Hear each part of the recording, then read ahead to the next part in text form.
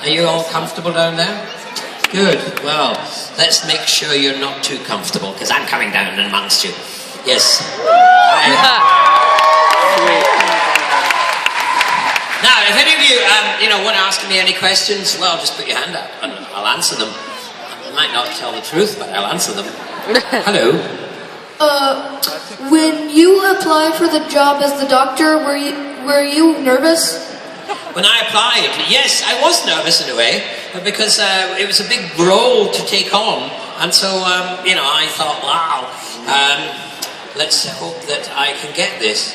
But it was a long journey to get it, because what happened was, I heard a few years before that Peter Davidson was leaving, and I phoned up my agent and said, there's a job going at the BBC, Doctor Who, can I see if you can get me in for it?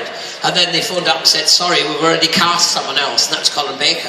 And then 3 years later, or 2.5 years later, it was on the news that Colin Baker was, going to leave. So I did the same thing, and this time they hadn't cast anyone.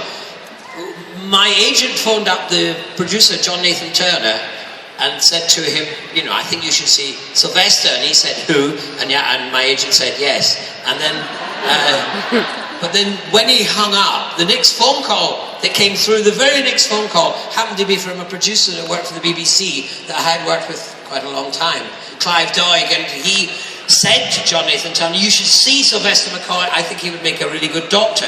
And John Nathan Turner said, he said, are you with the same agency? Or, is this some sort of conspiracy?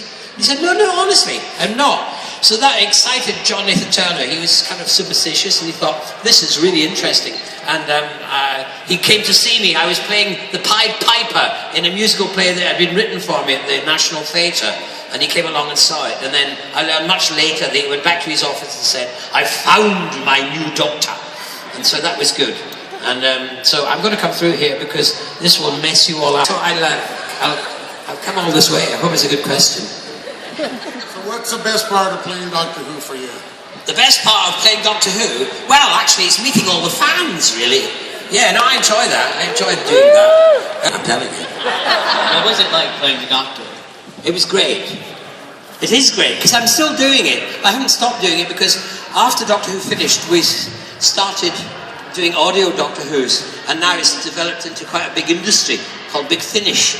And I don't know if you know about it, but you can get brand new Doctor Who's stories with all the 20th century Doctors, with Tom Baker, with Colin Baker, with Peter Davidson, with Paul and myself. We all make our own individual and sometimes collective stories together with great writers and great actors. So I haven't stopped playing it. And it's a lovely role. When I first got it, I hadn't seen it for years, because in those days there was no VCRs, there was no way of recording it. It was on once and that was it, gone into the ether. And so I was working as an actor, so I never saw it. It was always on when I was working. And then when I got the job, I kind of arrived with my own bag of comic tricks, and I thought, this is how you play him. And then as I got to know him, I realised it was one of the great television roles. And you could take them anywhere, you could do really anything with them. And you could, is that a phone? It's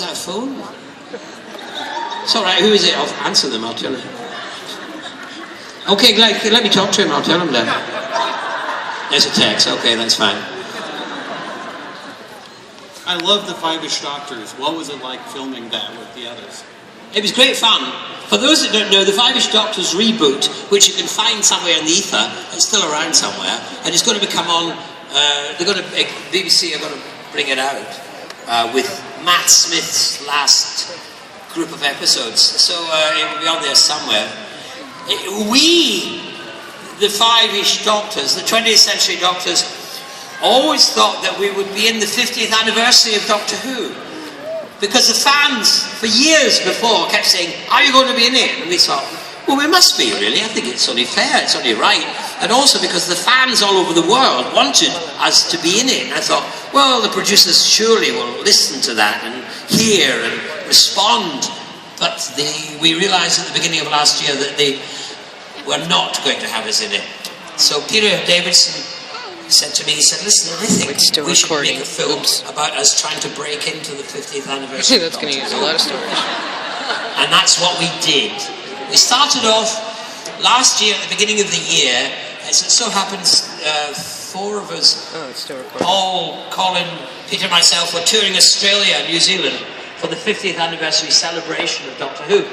And so we started filming it there then, and then gradually, every now and again, we'd get together through the year, whenever we had time. It was sometimes difficult, and then eventually we got it all together. And I think it turned out really well. I was really pleased. It made me laugh. And it's all Peter Davidson's genius behind it. He wrote it, directed it, and did all sorts of things with it. So it was great to do.